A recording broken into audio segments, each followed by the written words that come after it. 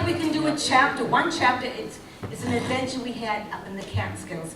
And we won't take too much time, it's just one chapter. And for those of you who would like to have the book signed, we'll be more than happy to sign the book for you. And as I said before, it's half price today. It's normally $20 our book, but today it's $10. And what it's about is family, friends, and faith. And it talks about our adventures, it talks about our family, our gatherings, it talks about all the parties I've had, how I love to cook. And I do a little poetry as well. There's poetry in the book. There's a little bit of everything. Except I can't find the book. With all the books, just grab any book. She gave it away. She gave it away. I have it all. Did you have a No. Yes, I did. It's someplace here. The Catskills in New York, our booking tenant for the whole summer, was a call we got from Lee Daniels, our vocal teacher. Great! At last we have a chance to sing in the Catskills of New York. So off we went with our orchestrations, wardrobe, and positive determination to finally prove ourselves. We should have realized it would be a rough going. From the omen in the beginning, once we had arrived in the Catskills, we had a broken down car, which often stalled out and was very embarrassing when our new friends would see us on the road looking for help. It turned out that our infamous car made us popular. Everyone knew the twins, and thank God the busboys and the waitresses were always around to pick us up and tow the car. We performed 3 shows a night. The first show was a special deal with our hotel, which included room and board in exchange for 1 show. The second show was usually around 10 o'clock, and the late show was at 12 midnight, a killer. The Catskills Hotel are such that the entertainer is on the road to a different hotel every night. And if you end up performing 3 shows a night, you can become quite exhausted. We would always share responsibility for who was to carry the music, wardrobe, etc., back to the car after our performances.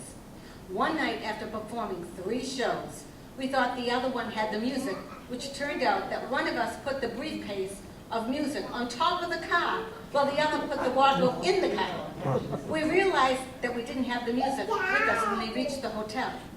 When we retraced our steps, to our horror, sheets of music was strewn all over the highway. In those days, a 15-piece orchestration cost a minimum of $300 a song. Paul, a friend of ours, who fulfilled his military duty by playing the trumpet for the West Point Band, wrote our music. We were up all night picking up our music, trying to stop 18-wheeler trucks from running over our orchestrations. At 2 in the morning, the dew sets in, and our music was covered with water stains that ran down all our orchestrations. Also, mud and tire marks were on the music as well. When the band played our music the next night, we were embarrassed because the music notes were one big blurry mess, and we had to sing a cappella for most of the show. Our life was never dull in the Catskills. Now, one time we had performed for a bungalow colony, and a dog kept coming and barking and howling. So finally, Lynn, the jokester, barked back at him, and he was smitten. He could not get rid of the crazy dog as he helped on stage and attached himself to Lynn's leg. By this time, the audience was howling too. We had a lot of dogs barking. The bouncer picked up the dog, and as he carried him out, someone in the audience screamed, "Don't forget to stamp his ticket." Our show began with an upbeat boogie-woogie bugle boy, making the crowd wild. Lynn was picked up and swirled around by a very exuberant nut cake. He prevented Lynn from singing her melody lines, so I was left singing the alto harmony part, sounding like off-key. The audience laughed and was having such a good time that at the end of the performance, the NC announced, "Let's hear it for the terrific comedy team of Lynn and Jan."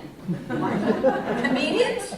Finally, we picked up our wardrobe and music and entered the car, when all of a sudden, Lynn started to scream, "Snake, snake," and kept running around the car. It was dark, and she couldn't see, so I told her to jump in the car.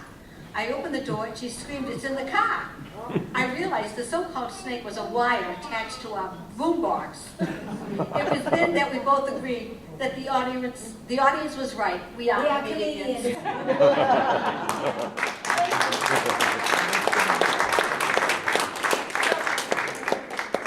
So does anybody have any questions about us or about our career or anything? You know, feel free to sing it. I just gotta say, and I was just telling you, you guys are the jewels of Needham. Oh, Yeah.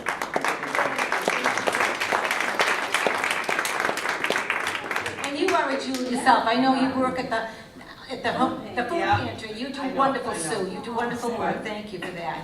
Do this more often. I know. I know. Oh, we do I can thank Mary and Celeste. for coming, yeah.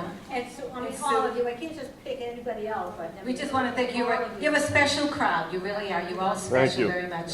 And we love living in Needham. It's a wonderful town. And you've been great to us, and we really appreciate that. And also, we have coffee and juice and all kinds of dessert. We And don't if you, want to eat it. if you can't eat it now, take it home, please, because then I'll eat it. And I don't need it here. You know what I'm saying? So if anybody would like to take some cake home, please feel free. And again, thank you all for coming. We really, really appreciate it. God bless you all. Welcome. Thank you, Cindy. Happy Thanksgiving. And don't forget to vote. Yeah.